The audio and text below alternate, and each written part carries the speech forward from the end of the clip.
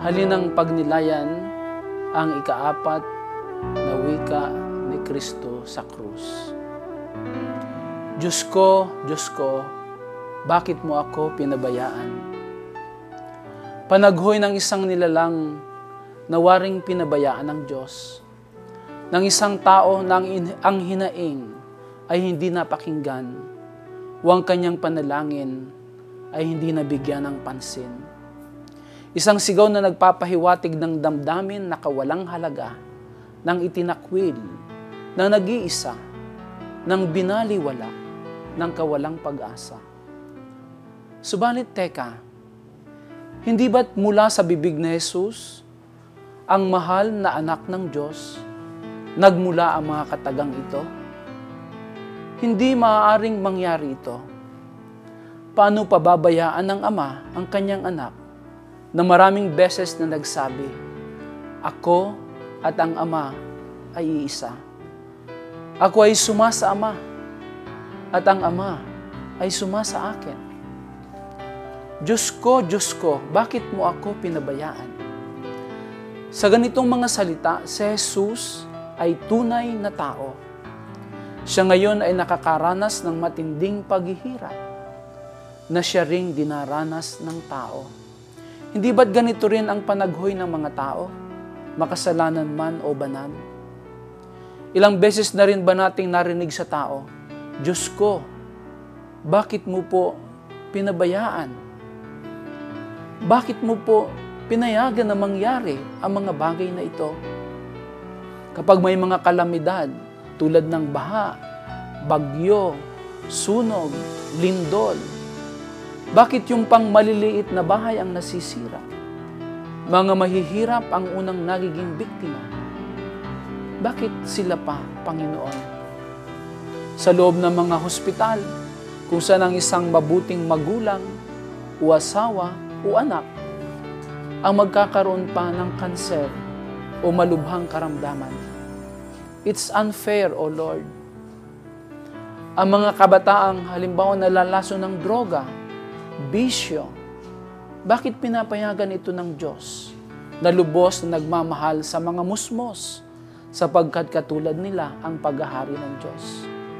Ang mga naparatangan ng isang krimen na hindi naman nila ginawa, mga nabilanggo dahil sa kahirapan, mga bata na iniwan ng mga magulang, nasaan ba ang iyong katarungan, Panginoon? Masasabi nating nararanasan ng tao ang ganitong waring pagpapabaya ng Diyos dahil na rin sa kasalanan. May mga trahedya sa buhay ng tao dahil sa kasalanang kanyang nagawa.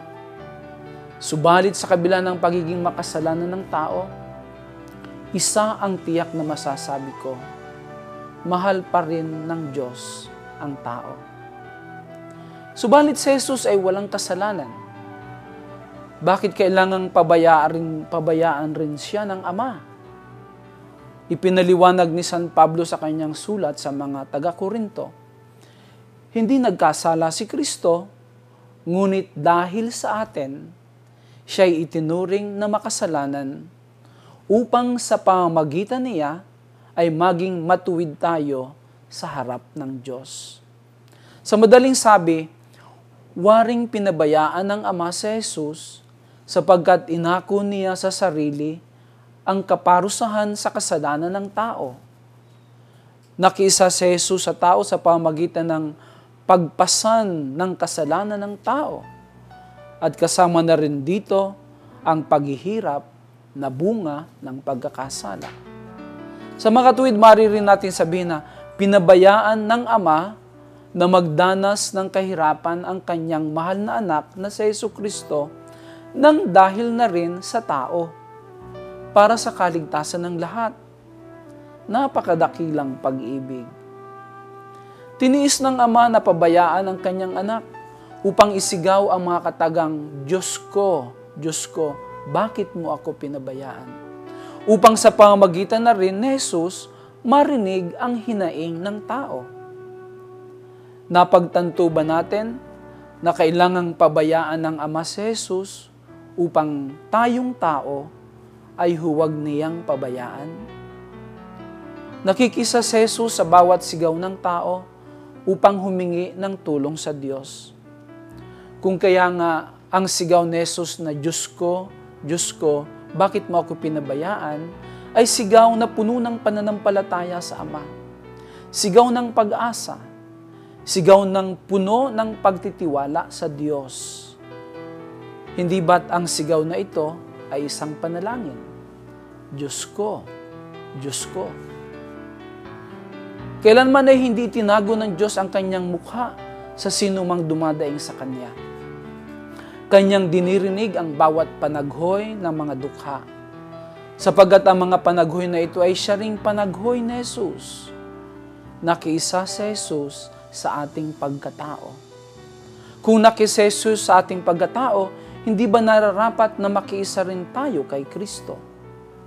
Isinanib natin ang ating sarili kay Kristo na naunang nagpasya na isanib ang kanyang sarili sa ating pagkatao upang tayo ay maging katulad niya na maging mga anak ng Diyos. Sumigaw na kasama si Kristo. Pakinggan ang sigaw na kasama ang Diyos. Paano natin ito gagawin? Madali ang sumigaw kasama ni Kristo sapagkat karaniwan na natin itong ginagawa sa tuwing mga hinaing sa Diyos ang ating binibigay sa ating mga panalangin. Ang mahirap ay ang makinig sa hinaing ng iba kasama ang Diyos.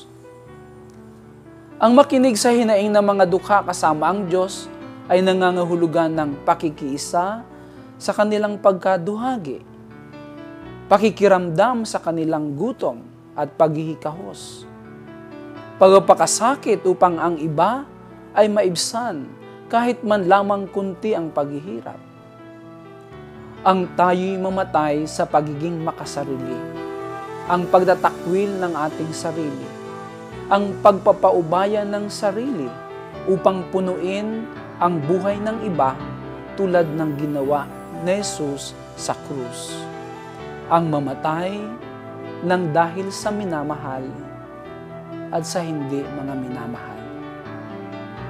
Diyos ko, bakit mo ako pinabayaan? Panaghoy ni Jesus sa krus.